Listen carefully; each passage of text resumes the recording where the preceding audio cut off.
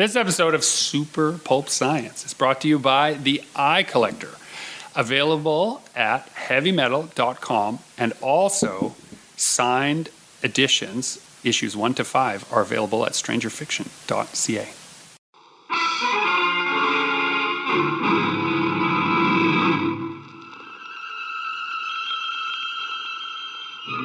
Attention, citizens. It's time for Super Pulp Science. This is Super Pulp Science, where we talk about how genre gets made. I am missing my long-suffering co-host, Justin Curry, known the world over as Chasing Artwork, because he's downstairs looking for his wallet. With me at the moment is my collaborator on our heavy metal series, The Eye Collector, Dr. Jonathan Ball. Welcome, Jonathan. Thanks for having me. Now, Jonathan didn't know he was going to be on the podcast until 5 minutes ago. And so, Jonathan, let's decide what's worth the time of our dear listeners. Should we talk about how great it is to finally have issue 8 in the can? Or should we talk about how behind I am on issue 9? Why don't we talk about the process we've been using to co-write or co-create the book? Because we've been talking a lot about that just ourselves lately. It was one, that process has changed as we've kind of been moving into this second story arc. And two, I think it's we've been talking a bit about this, but it's been starting to really click, I think, and go very well. Not that it wasn't going well before, but since we changed it, it's kind of been, one, I think, an unusual process that people don't always do, which is really worth talking about just by itself. But also, I think it's been working really well. It has been working well. I will say this. My wife, Tara, pointed out when I commented how our collaboration process is so fluid, but it's working very well. She said, quite wisely, I think, well, Jonathan used to be in a band, didn't he? He knows how to jam. Well, yeah. I never thought about it. I mean, I was a singer in the band, so I wasn't playing instruments. Oh, so you didn't care what others did. But it was a similar idea, though. Like, they would kind of have their jam going. I would be, like, listening, and then I'd kind of come in. You know, like, you'd have to, because I'm writing a melody, and, like, I just make up nonsense words, like, right? Like, that's what I would do, is that you got nonsense words, you try to get the melody, then at some point you go and you fill it in with real words. Right. And well, that's not exactly what we're doing. It's actually not too different. It's similar in that way, because we come up with a nonsense version of the story, which kind of fits what we want this issue to sound like, right? We want it to be this kind of sound.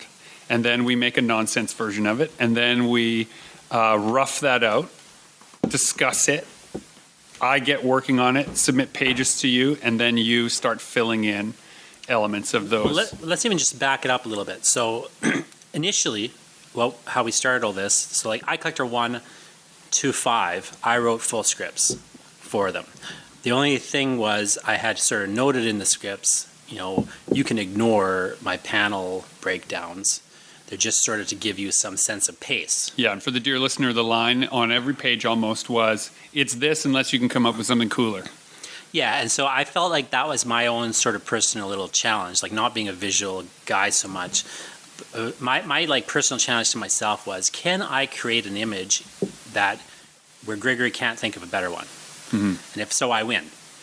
And if not, I still win in the sense that I'm getting credit for his image that he drew. Yeah, because they'll all assume I told you to draw it.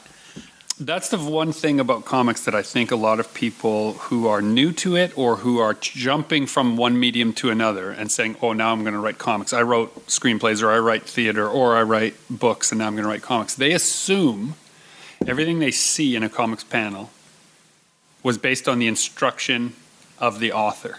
Many comics are like that. Some of the best comics on earth were like that. But also some of the best comics on earth are not like that at all. That's just the assumption associated with them. So, well, and in this example, so again, originally I was writing full scripts for like issue 1 to 5, and then you're taking it off. You basically wouldn't do the script exactly, but you changed it around. You'd like change the flow, you'd change the pace. What we started to do and then I would come back and I would basically revise the script in letters to match the art better and to make it all work better. So what we kind of graduated to from that was we had Lyndon, who's our letterer, but also, kind of doing some other things. He's a writer in his own right. He is a writer in his many own times right. on this podcast. Although on this book, he's the letterer. But what he would do is we got him to design blank panels. So we had him lay out the page like in my paneling, but just blank, nothing in it. And that was just so that you could get a clearer, more visual sense of what pace I was thinking of. Because one thing we both agree with is that, especially in horror, and this is a horror comic at its heart, the pace and the tone is more important than anything else. Absolutely, yeah. And so for someone who's saying, wait, so the letterer would letter blank pages and then you would look at that as if it was a draft, the answer is yes. That would tell me how many different instances of time was being asked of me on the page. And I could further divide or expand those instances of time, but if I borrowed from one page by expanding a scene, I'd have to compress another scene somewhere else. And that really gave me a sense of what are all the essential elements, pacing, tone, and because it's a horror book, what's going to be revealed on the page turn was very obvious by seeing that, because you try to pair a profound piece of dialogue with a profound image for maximum impact in comics. Yeah, and horror in many ways, I think, is all about, if someone's reaching for the doorknob, like how long are they reaching for the doorknob? You know what I mean? Like that's really something that you're trying to control as a writer in many respects. And of course in film, but there's a level of like, you can control that in fiction in a certain way. Like you can make sentences longer and things like this. You can vary the pace of how fast or slow you describe things. Or you can decide when that important new character is going to be added to the narrative. Justin, welcome to the podcast.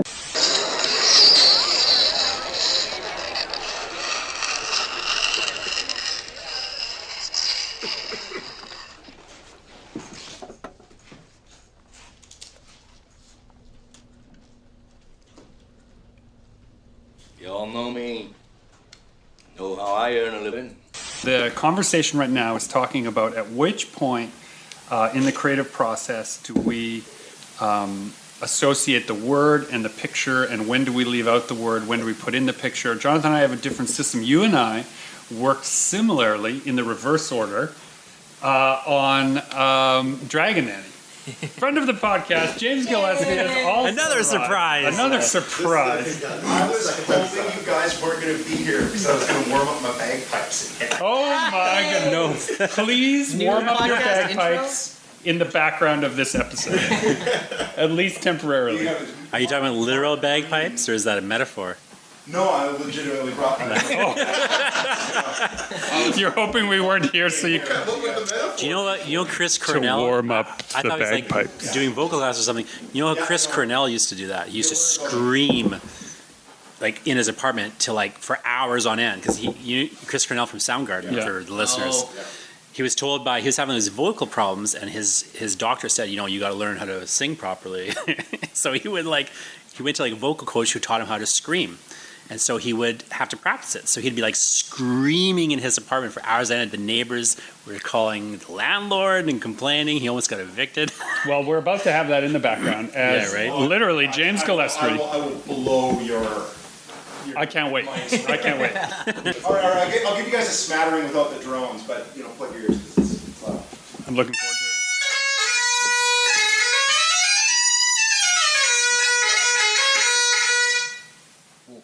So, That's without the bags. in case you're wondering what it means to live a fairly creative life, it means that sometimes a random bagpipe surprise will appear at the studio. And that's just what it's like. Sex tape? Yeah. Bagpipes. Oh my goodness. Dear listener, I apologize that we have lost the thread of our episode, but this is better. Admit it. Maybe we found it. Yeah, maybe we found it. You know what? You should stand on the fire escape and warm that baby up. Oh, do you think I can do that? Yeah? Could if you wanted to. Right? No, wait. No, he'd hear it in the distance and then it would get closer. It'd be coming through these windows, yeah. Yeah, but it would be bouncing. At least, the problem is the low ceilings here. Oh, So yeah. it bounces off them, so it sounds a lot louder. I'll do that. Give a plug to Campbell Chanters. Kyle Campbell is a local boy who made an innovation of piping chanters by adding a tuning peg to it. It's like the first innovation in like 600 years. A local. Yeah, local Really? boy. Engineer. We'll have a link in the episode description to Kyle Campbell's you by bagpipe Bagpipes. innovation technique. Free chanter coming my way. That's right. All That right, is amazing. so how do I get to the fire station? So if you go right around that thing there, I don't think it'll trigger an alarm anymore. Yeah, you can open that. You'll see the steps. Yeah. Just follow the emergency exits. It goes to the fire escape. Godsend. Thank you so much. Yeah, you bet. That's So awesome. I'll probably have my phone on me perfect. So We'll be able to hear it back later in the to background. pick this stuff up. You're good. Thank you so much. Have the best podcast. One of these days you're gonna have to come on the podcast. Yeah, actually be here for real. It's the build-up, right? It's building up. Oh, he just shows up one day. The next one he shows up with bagpipes. International man of mystery. Yeah. So, like, as you guys were talking about this, it's the translation of that movie in your head to the printed page is what I was thinking about, and how usually I come at this from the visual movie in my head. How do I get that down visually into beats? And then it's another layer on top of that when you start adding words. How's the flow of narrative and conversation and whatnot going to fit onto that page as well? And this is why it's so important to do a rough storyboard of your comic. And you see it in movies sometimes too. When they are planning out a movie, especially animated movies, they'll have rooms where the entire wall will be covered with these rough little sketches of the brave little toaster doing one thing at a time, and it's hundreds of these little moments because they need to really the movie in your head it has to go through some hurdles before it manifests itself in that same flow, in that same kind of way. And so roughing it out is super, super important, especially visually and then with words. It's a real puzzle. Well, it's interesting you mentioned storyboards. So because what we eventually graduated to, because we kind of start with the normal full script kind of process, we moved very quickly to this blank pages where like blank panels, and Lennon is, just going out of his mind. Like, what are you guys doing? And then we'd go back, because we changed all the panel layouts even after he did them. We like it's not going to be those panel layouts just to give us a sense of pace. Right. Interestingly, I will say horror writers and comedians got what we were doing instantly. Sure. Other prose writers were like, or comics writers were like, you're nuts. So Yeah. it depends on where the punchline is. But the new thing we're doing is very much we will sit down here in the studio and just like talk through like what's going to be on each page of the issue, and Gregory will kind of sketch it out and storyboard it out. So we'll just literally like because I know the overall story. Like originally, the Eye Collector was a screenplay. I wrote a 100-page screenplay that was my master's thesis. It's very much departed from that in many respects, but the overall like big tent poles of the story are still there. And so I kind of am like coming to it where like, if it's issue 8, like I know kind of what has to happen in issue 8. And then me and Gregory will kind of just kick around like, okay, well, does it make sense? One, what I'm thinking, or should it be different? Two, like, okay, we got like 22 pages. What's going to be on each page roughly? And we're usually just talking about the big emotional moments, the big plot moments. I'd like to unpack one thing you said there, because Justin and I do this too. The part we're kicking around, you keep using the expression that we like bounce things off each other, we kick things around.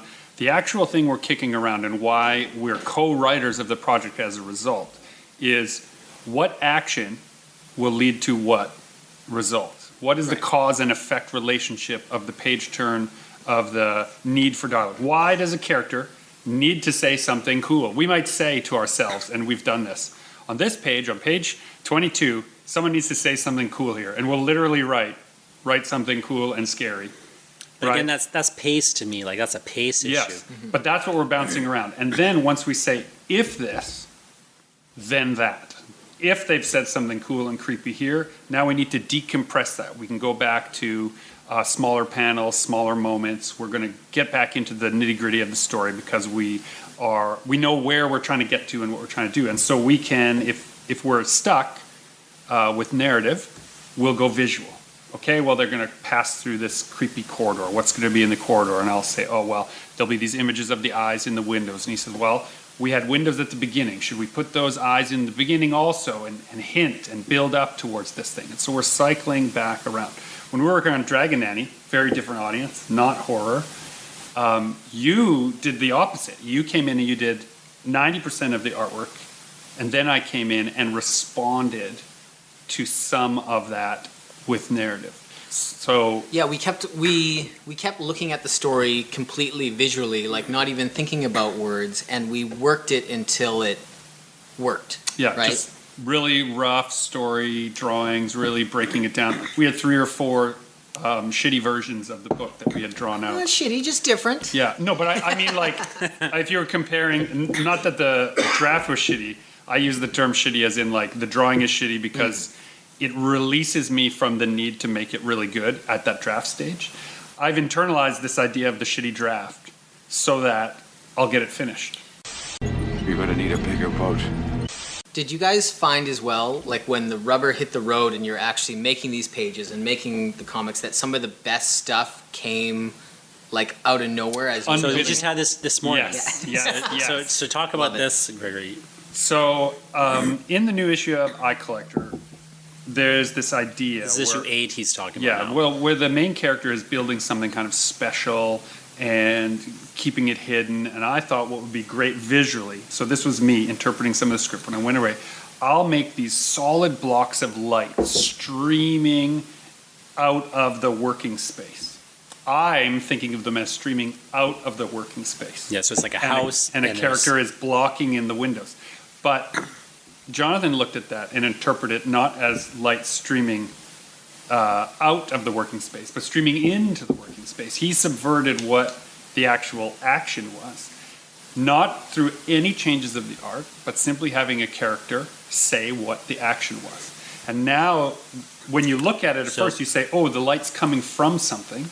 But then when you read it, the meaning becomes, no, the light is entering Well, into a place. Let's just even get a little bit more specific. So in the actual image that, the image that kind of turns it around is this page where there's this woman, Olympia, in the comic. She, and on the artwork, it looks like her eyes and her mouth, it looks like light is coming out of her mouth. Okay, so that's sort of how Gregory drew If you it. read Like, it visually, that's how you'd say it. visually, like she's got her mouth open, there's light streaming from her mouth. And so what I wrote is, this character's come to board up her windows. And she says, can you just leave my windows until tomorrow? And then on the page where the light's streaming out of her mouth, it says, for I so love the light.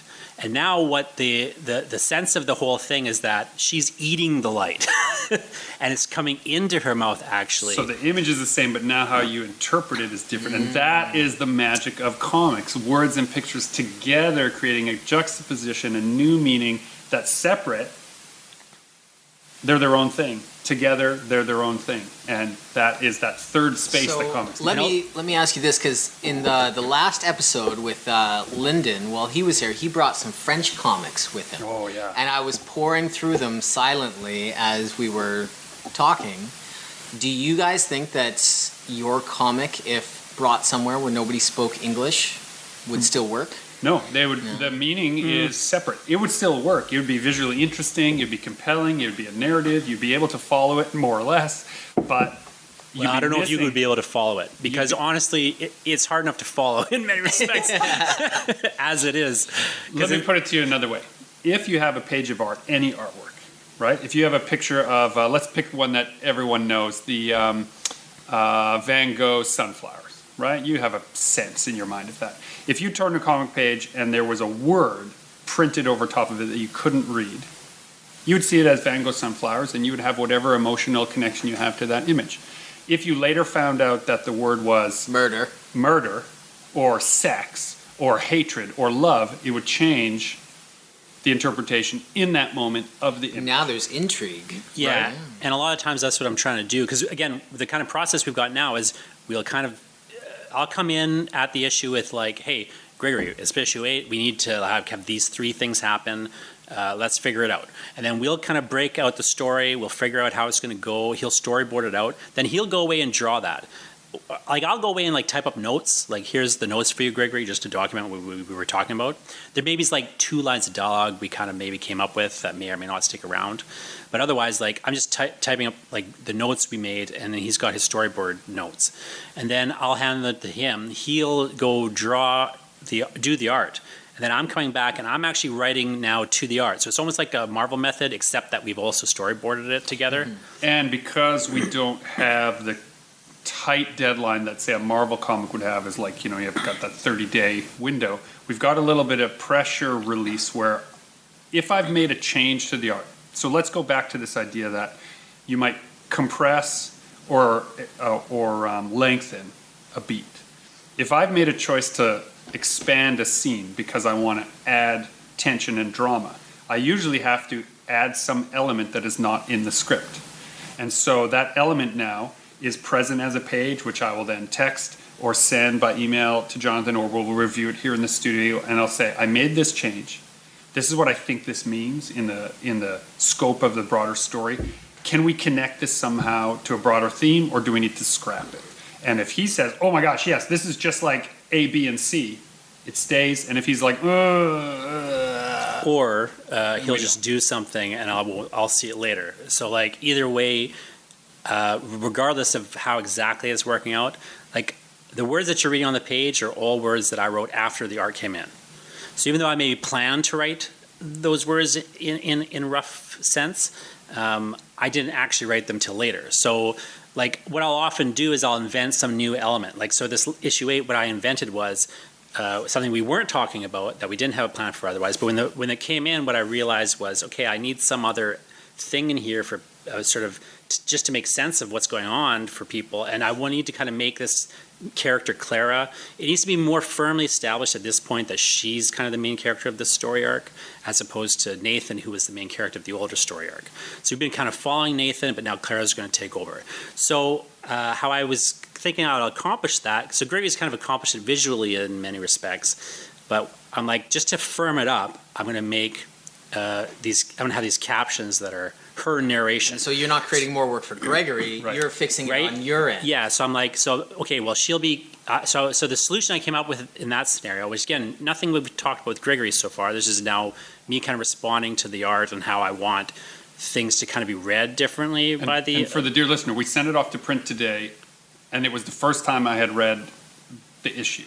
Yeah, first time he'd read the captions. So I knew what it was trying to get to, and I was so excited and surprised by this idea that the images I had created that seemed to be things expelling light was actually things consuming light, a thought I had never had that we didn't know. And this is why Jonathan and I share storyteller credit on the book. We just it didn't exist that way until he had it, and he couldn't have had that idea until I But this is the thing I'm really trying to do when I get that art kind of coming back to me. Like, I'm really looking for, okay, where's the opportunity to like kind of subvert some of the things that we were planning, like without changing the art. How do I kind of add something to the art, And That's great. Yeah, and one of the ways I think that I can do it as a writer is I can basically tell the reader something that makes them read the art differently than maybe they would otherwise. The most boring comics on earth are the comics where the captions describe to you what you're looking at. Right. Yeah, like Stan Lee's Spider-Man. It's like, Spider-Man swings over the city. It's like, that always drove me nuts.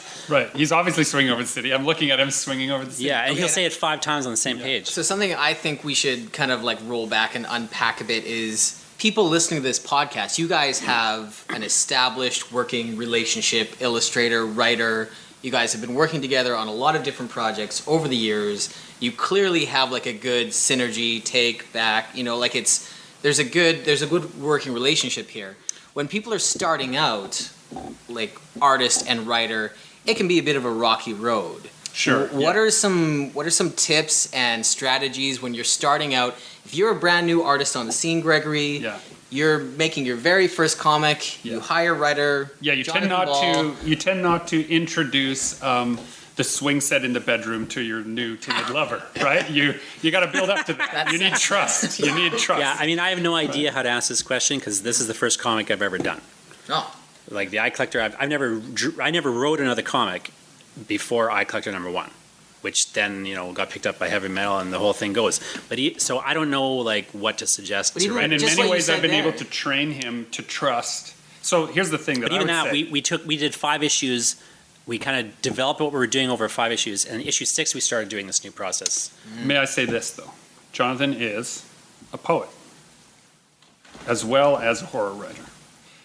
I have found in my time on this earth that poets respond very well to the idea of call and response, right? Where something can be presented, how does it make me feel? How do I express that feeling? And how do I present it in a new and exciting way in a short space of letters and words? So I knew that if I suggested to Jonathan, let's try some weird experimental stuff, he wouldn't say, oh no, then I won't know where the ground is. He said, okay, I bet it'll turn out cool. Well, we should do another podcast another time when I'm not running off about this exact issue, because this is a particular thing that is important in all art, but especially in poetry, called defamiliarization.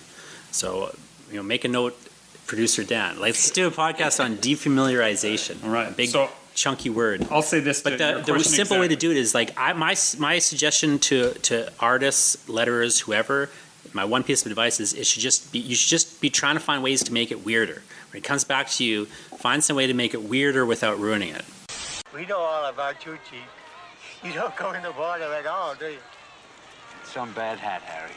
Now I'm working on a project with I guess it's not announced yet. We'll just keep it under our hats, but with someone who also, this will be their first real comics project, but they are no stranger to hundreds of thousands of words of prose, right? So they know how to construct a story, they know how to put a key piece of dialogue, they know how to make it sing when it needs to sing. What they and I have been working on is what can they do once the art comes in, exactly as you're talking about, Jonathan, to put something there that I didn't already put. We came up with the story together, we figured out the plot together. I'm being much more structured in the narrative. We have a plot, we're following the plot, characters are doing certain things on certain pages, we figured that out together over a long period of time. So now that that's all there, the question is, well, what should they say and why should they say it? So if you're asking yourself when you receive your art as a writer who is not an artist, what should they say and why should they say it? And if they're only saying something that is already obvious in the art, figure out something else Well, to say. my thing is like I just want there to be as few words as possible on the page. Like I was making a joke to Lyndon earlier, which is like, or I guess the three of us on a text string or whatever. He had sent a page and I said like, yeah. He's like, oh, do these captions look good or whatever? And I was like, yeah, fine, looks great. And I said, that's the most words I've ever put on a page. Yeah, it's maybe like 80 words or something. Yeah, but Not even, yeah. It's very few. But like now I'm working on some other projects which are more comedy. verbose. And so there's more words on a page in comedy because there's more jokes. Yeah. People are saying things that are funny, so it's a little different. But still, it's like if you're not adding something, like if the art's there, why bother putting words on it unless you're adding something or subverting the Well, art? this is great because this is what I was going to say about Dragon Nanny. Dragon Nanny has the least words I've ever put in one of our collaborations. Biggest book we've ever. And it's the biggest book we've ever done because, the art just told everything. There was nothing I could put on it that would elevate. And only by removing, did it remind the reader that what you're supposed to be paying attention to is the journey of the character through all these panels. If you have a caption on every panel, unfortunately, dear reader, or listener, the reader is going to skip and look at the words first. They may even miss important elements of the art. And so I kept finding myself saying, oh, if I put this panel or if I put this stuff, dialogue on Dragon Nanny, people will miss him building a sandcastle. They'll miss how excited he is when he notices that. They'll miss because they won't look at it first. I want them to look at the art first and read the words second. And so that was sort of my ethos to coming to that, which is why I just kept scaling back. We don't even have it credited as written by me. We just have a narrator credit as if like I found this film and now I'm going to add some stuff to it because that's how I approached looking at the project. Whereas with Cassian Tonk and Rust and Water, it was much more back and forth. We were in the studio, we were bouncing ideas back and forth. So it was a lot easier to say, okay, I'll take a writing credit on that. My favorite thing to do is because again, I'm getting the art and then I'm giving Lyndon a script with all the lettering in it. So like page 1 is like, if you've drawn 3 panels, I'll be like page 1, I'll go 1, 2, 3, and I'll just put like what's in each panel. Like this says this, Clara says this, Nita says this, whatever. But my favorite thing to do is just have a page or a panel where it just says no letters, no letters. I'll just write no letters. And because it means that we got there already, right? Yeah, or, there's just, it's exactly you say, I just want them to look at the page or the spread or whatever it is and not, but once in a while, or I'll put like a caption that's sparing. Like what I find is like the more powerful the image is, the more I'm looking for a reason to just leave it alone. But once in a while, like in 8, like the last 3 pages are full page spreads. And I did caption them, but I think it's like 3 words, like just to like give them a little bit of direction about how they should look at it. Because what it is a character looking at this thing. So I need to give you a little bit of a sense of how she's interpreting it. Well, and again, but you're adding what's missing. Yeah, and I want you to see like how she's interpreting it and think about how you're interpreting it at the same time. So there's a little bit of but like, if that wasn't important, if I didn't need to kind of lead you, like how is she looking at it, then, it's just about how you're looking at it, well, then you'd have no letters, right? And even that, like you got to give that space for the reader's interpretation to be alive. Mm-hmm. Now, I'll also mention that in all the projects we've talked about so far, writers and artists and all the people involved in it are essentially owners of that project. They're sharing the IP, they're invested in it, and so that push-pull is different than if you, as an artist who's listening to this podcast, dear listener, who've been hired to do somebody else's work. They may have a much stricter deadline, they may have a certain number of revisions, you may just have to do what you're told, and you may say, well, I listened to some artists who said that it's going to be beautiful if we do this and that, and they might simply say, no. I don't want that. That's not why I hired you. And you're going to have to take your lumps there, because if you don't have, for lack of a more eloquent term, skin in the game, you don't get to Which I think results in a lot of creator-owned book projects, is artists and writers having to work with somebody who's not a very back-and-forth client. Mm-hmm. That frustration breeds amazing projects of your own. Yeah. That's right. definitely where, like, I didn't plan on making books. I didn't want to make kids' books or comics. It wasn't really on my list. I wanted to be a concept artist. But then after, in my early days, I was hired to make a kids' book, and I made some sequential work for some other people. And the entire time, I'm like, I could do this better my way. We had another episode where we talked about our working strategy and how this push-pull happens. Mm-hmm. I forget what episode it was, but it's reminding me now. About a year and a half ago, I had 2 different people reach out and say, I'd be interested in having you. I saw your book at Port Germain, or I saw this. I'd be interested in having you do some work on my graphic novel. And I said, it's important you understand my working methods, and rather than write them all out in this email, listen to this podcast. This is how I work and why I work that way. That's funny. Right? Yeah, and sure. Both of them said, I was just hoping, essentially, you'd shut up and do what I said. No, we can't work together. Because I'm looking for someone to just express my ego as object. See, I don't get the point of that, though, like, personally, as a writer, like why would you want? I just don't get it. Because they thought they were finished. They wrote But it. if you're finished, but you're not finished. Like, well, we know that. It's a comic. It's a script. Like I teach screenwriting, and the first thing I teach in screenwriting is, look, you got to get it through your head as a writer that screenplays are not literary documents. They are not literature. They are just a bunch of junk on a page, and then artwork comes later on. The text in this instance becomes the film itself. No, it doesn't. That's my point. It doesn't become the film itself. The only words on those pages No, what I mean is, that get translated is the dialogue. Yeah, maybe. we're agreeing. Yeah. But in the study of English or film, the word text, T-E-X-T. Yeah, I mean, you're right. The text is the final the film. document, the film. The script is not a text. It is not a literary text. It's not a literary document. So if you want to be writing a literary document, you work in prose. Yeah. You work in poetry. You do not write comic strips. You do not write screenplays.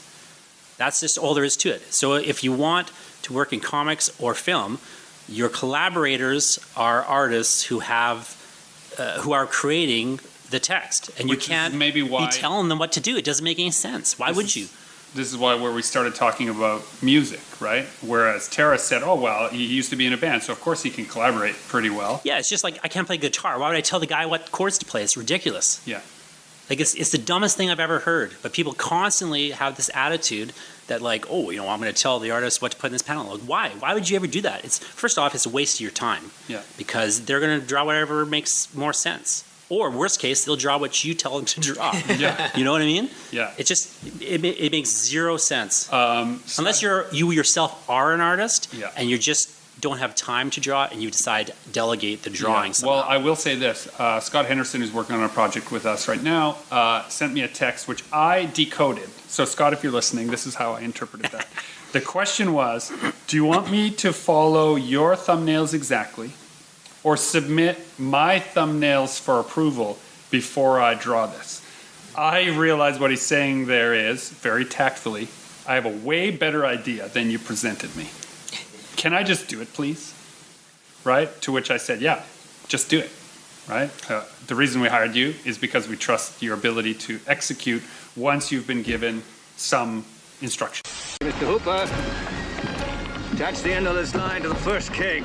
This is part of So being he's on the doing team, good, right? yeah. Like the drummer doesn't change the tempo, right? Yeah, he does. No. Do you know what I mean? But not without the band then Yeah, he doesn't. matching. After they've written it, he doesn't start playing a different This is drum. what I'm saying, is once you've agreed sure. to what song you're playing, you don't put it in from 4/4 time to some other signature. Well, just to go back to the music thing for a second.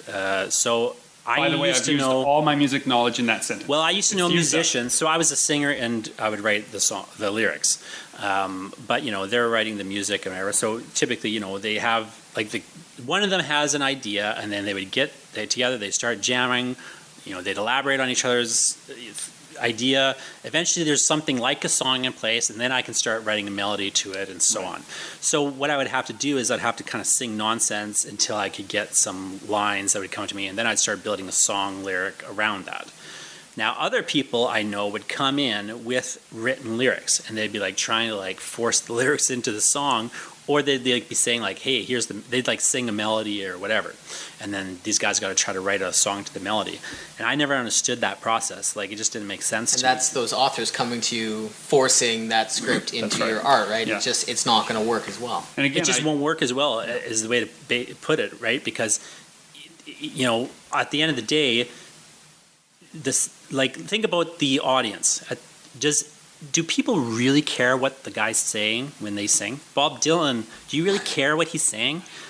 Not this to belittle Bob Dylan's poetry, but Nirvana is a better example. Do you care what he's really saying? Right. You probably don't know what he's saying. First off, nobody can understand that guy's lyrics to start with. And then once they could decode them, and figure out what he was saying, it made less sense. Yeah. And I mean, I think Kurt Cobain was a good lyricist, as a literature professor who's, studies surrealistic poetry and so on. I think Kurt Cobain was an excellent lyricist. But do you think the average person agrees with that? No. I was just at a country They don't give a shit what wedding he said. this weekend, and we were having a heated debate about the lyrics of Cotton Eye Joe, and what they were, what they meant. No, let's And, not do it. Let's not do it on this podcast. No. But what was great about Cobain as a singer and a lyricist was that he was clearly just saying something that worked for the song. Yeah, for sure. Now, He's getting the sense and the tone. And to me, in horror especially, the sense and the tone rule all. And actually, this is like a comfort blanket I've been using when I'm working on my new book is, I don't know what the characters are going to say, but this environment and this situation is so cool, it doesn't matter that much. As long as it's serviceable, the situation is going to get the reader through this awesome part in the book. Now the challenge is, how do you figure out something amazing for them to say Right. that'll elevate it all? I'll worry about that later. But the important thing is there's sense and there's tone, right? Like to me, like in certain genres, especially in horror, tone trumps sense. If you have to pick one, you pick tone. You always sacrifice sense for tone. But ideally, you get to do both. I think that's what comics is in a way. It's usually sacrificing sense for tone because the art is why it's a visual medium. People like certain artists and they know instantly when they flip through it, I like this art, I'm going to buy this comic. They have to read it to know if they like the writing, Yeah. right? But they can flip through it and go like, oh yeah, this is worth my time. And the writing can bring it up or crash it down. That's right. The tone is what sells it to you. The tone is what's selling it to you and the sense But, like, comes in later. I think your job as a writer in comics is, number one, don't ruin it. If you're just not ruining it, Yeah. then after that point, you can try to make it better. But if your main job is to not ruin it.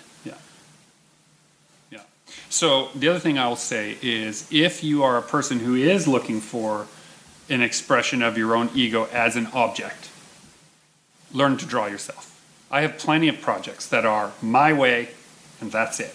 And I've written and drawn them myself and I don't want anyone's input and I'm going to do it that way. And if someone had said, oh, do you think this should be more blue or you should have more panels in there? I would say, no, I did it my way because I expressed my ego as this object. Do you sing the Sinatra song? When you do it? Sometimes, no, I don't. But if you cannot do those parts, you must cede. You must give up control. But it's not even about you must do it. It's like, why would you bother not doing it? Like, why would you just take on a bunch of work that you can't do? Yeah. It's like I'm going to dig my own septic tanks. Like, well, why would I do that? And you have to know when to have the author leave, which is right now because you have somewhere to go. Yeah, I've got to go. So I appreciate it. You artists take over and run the show. So 1,100 men went in the war. 316 men come out. The Sharks took the rest June the 29th, 1945. Now that we've had a star-studded cast on this episode, 10 minutes. Star-studded cast. We've got, give or take, we've got about an idea or two left in this episode, Justin. So at the beginning, I started one-on-one with Jonathan and asked him to unpack some of the stuff we've been doing. So now that I've got you all to myself, Dan's here also. Dan's here But also. you are writing your own project now. Yes. And it's not a little project. No.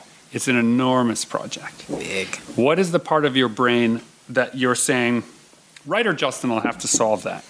Do you compartmentalize it or are they mashed together? No, it's a little bit, they're definitely separate. They're separate entities, writer Justin and artist Justin. And writer Justin is a lot less developed. He's a little greener. He's a little fresher. So artist Justin is getting solid pages created, and then writer is coming in and like filling in the blanks, like tightening those up. And after doing enough pages that way, then the writing has kind of figured itself, like that pattern, that flow is figured out. It was so hard. It was impossible to come at this big project as solely as a writer, thinking that the art would come last. Like that wasn't going to work for me. I tried to make that work as clearly that's not going to work. So I'm making art because that's that I'm good at. And then the writing is coming after. So now that I have some solid art pages done, the writing makes sense and can grow and develop from there.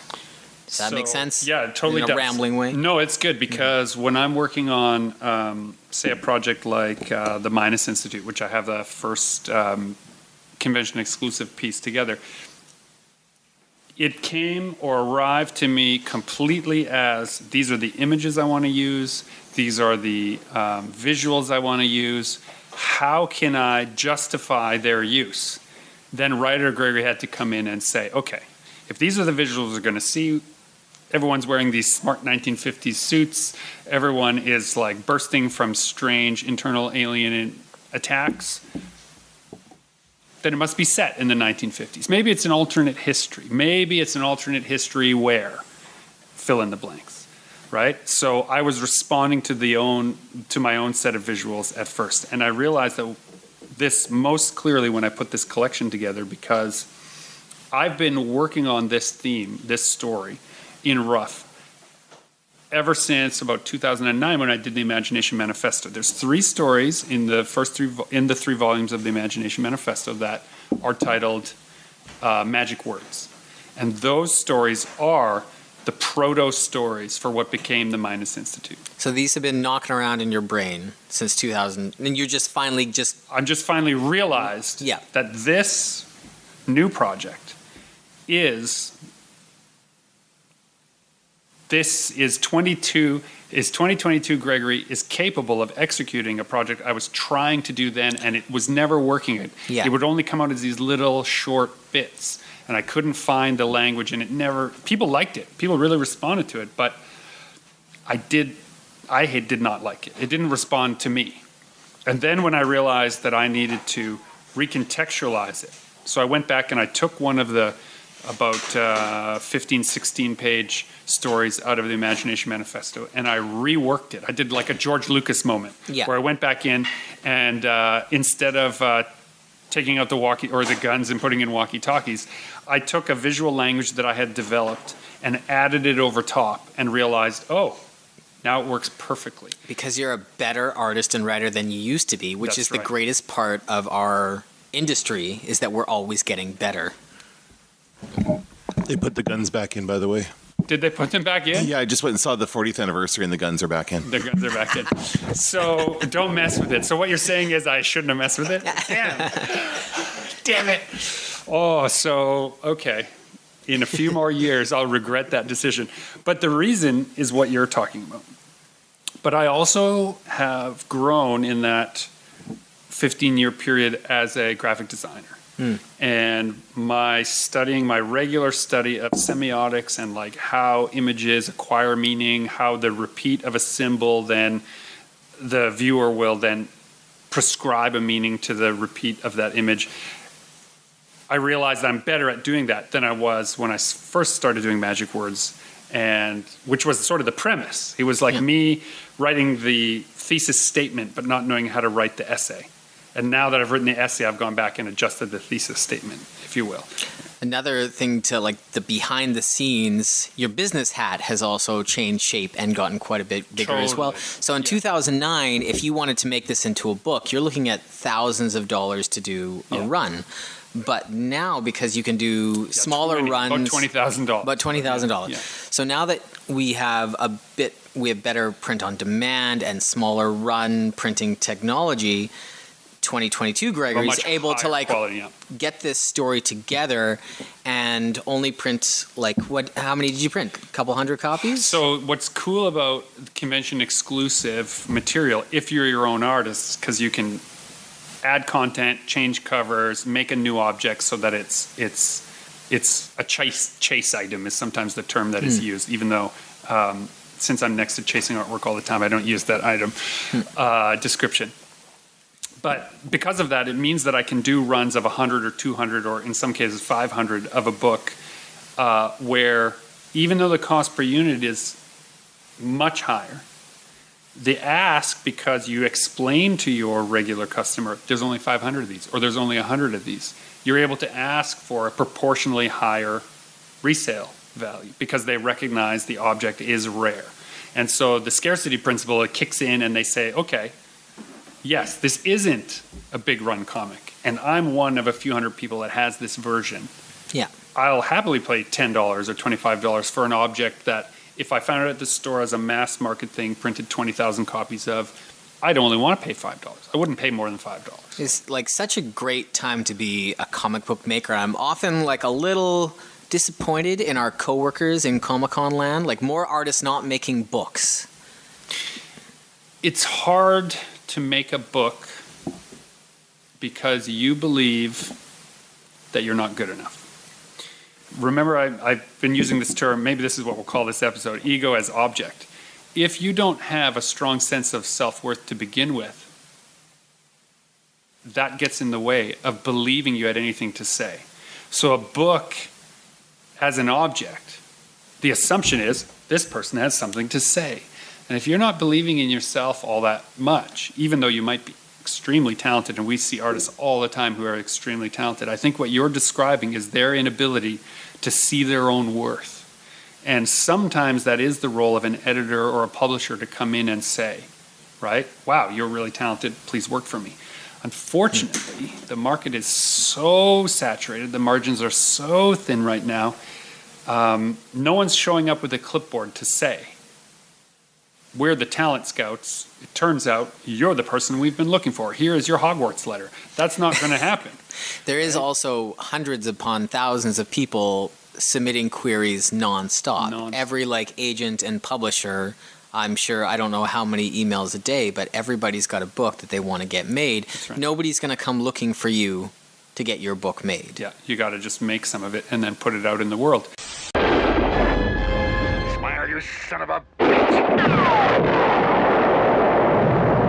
What 2009 Gregory knew was, if I don't put it out now, these stories that I've finished, I never will. Because next year they will be better. But then I won't have a body of work. Yeah. And one thing that I knew from owning a comic store is that you could follow a person's body of work over a course of their lifetime if they were publishing. And you couldn't if they didn't. So Paul Pope is a good example. He did, through Horse Press, which was his own publishing imprint, he printed THB, which was an experimental, black and white, crazy comic, action, adventure, kid, detective, robot fighting, mechs on Mars kind of story. These 40, 60-page volumes that he would self-publish, and they were impossible to track down because the print runs were low comparatively to comics at that time. And because they were black and white, stores didn't bring them in, but they were of such bombastic energy that anyone who saw one wanted the rest.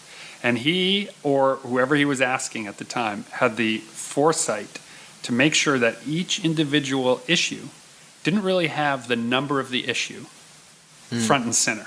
In fact, they were really labeled strangely, like you'd have THB 3B, THB 3A, THB 3C, right? And so you're like, what is this? I don't even understand. It didn't fit the convention of comics.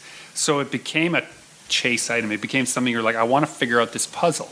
This was early days of the internet, so there wasn't solutions to be had by just Googling it. But he went on to fame and fortune doing Battling Boy and doing 100% and doing One Trick Ripoff and Batman Year 100. He's done some high profile books in comic book land. But if that body of work hadn't existed, editors would not have known to ask about him, to check in on him. Maybe this guy's ready. Maybe this guy's ready. Maybe this guy's ready. Those stepping stones. And right. Yeah, when I was asking earlier about artists and authors working together for the first time, usually that first book project, it's probably somebody's not going to pay you for, right? Your very first book, it's going to be hard to get money for your very first book. But you need to make that first book so somebody will pay you for your second and pay you a lot more for your third. And money is stored labor. So if you have labor to give, right, it's like you're being paid. You're paying yourself. You're betting on yourself. You're putting in a few hours a day on your own project, or 20 hours a month, or 20 hours a year even. As long as you're piling it in a place where there's a body of work to show somebody, then people will look at it and say, oh, I think you're ready. My book, Underworld, that I did with Laverne Kaczynski, we've said on other podcasts episodes, he ripped apart my early work. But because I had a body of work, he kept track of it. And at a certain point, he got in touch with me and said, would you like to illustrate my graphic novel? And I responded by saying, I thought you said I was awful. And he's like, well, you were awful, but you've been working at it for years, and I've been watching you develop to the point where I think you can do what I need you to do in this project. No body of work, there's nothing for anyone to follow. And that also, that helps a lot with with criticism and rejections and whatnot. If you only are ever doing, if you have one story, one thing, and that's it, every criticism against it and every rejection to it is like an arrow to the heart.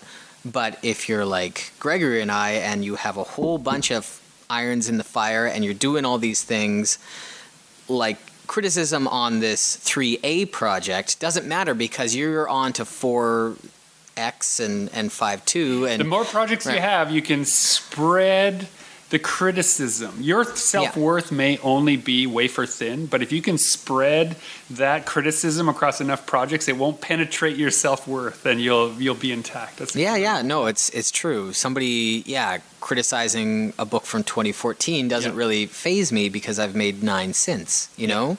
Yeah. But if I only ever had that one book and somebody had something to say about it, like I think it would hurt more. It hurts more. Your first one, And this is a good way to round out. At some point, you were your young self, or maybe you're an old self now, and you're saying, I'm going to start a project, I'm going to do something. And you show it to someone that you hope will give you positive feedback, and then they don't. They either give you no feedback. Apathy is more poisonous than criticism, I think. And you just feel yourself completely deflated.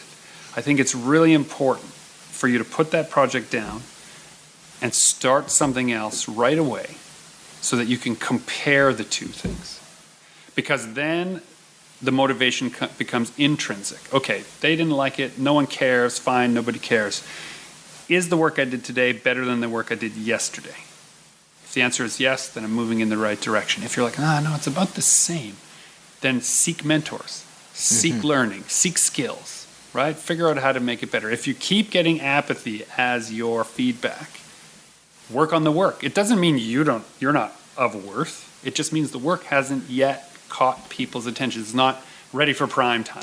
And this is why Comic-Cons are always my first recommendation for anybody who wants to be an illustrator full time. Like the jet fuel that is an artist alley, seeing all those other artists surrounded by people who are better than you, and then having another event in 6 months or a year later to prepare for, to do it again and again.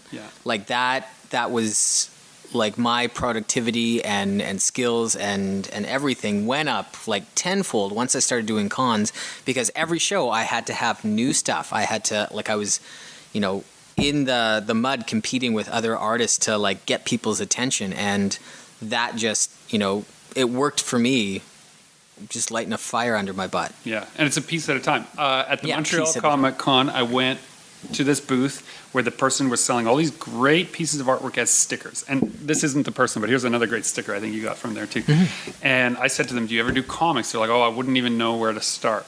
And I had bought 5 of their stickers and I stuck it to one of my books. I said, you already have everything you need to make comics. They're like, what do you mean? I'm like, look at this great background. I stuck it to the back of my sketchbook. And then I said, look at this great figure, and I stuck it on top of the background. I'm like, there. That's a page of comics right there. And the look on this person's face, they were in their maybe early 20s, maybe 19, were like, oh, wow. I'd never thought to just combine those things. And I was like, I thought that was kind of, at first, silly. But then I realized 19-year-old Gregory wouldn't have thought to do that either, right? I didn't realize what I was capable of until someone else came and said, psst. Right? You could probably try this and it would work. Right? So that look on their face, I hope next year I will see some comic pages from that artist. And I hope all they do is take the vector files of their stickers and overlap them with a bunch of things and say, aha, that's comics. Right? So this has been Super Pulp Science, where we've talked about how genre gets made. We've had many special guests on this episode of Super Pulp Science, and this is Gregory Kamichuk encouraging you too to join the fight and make comics.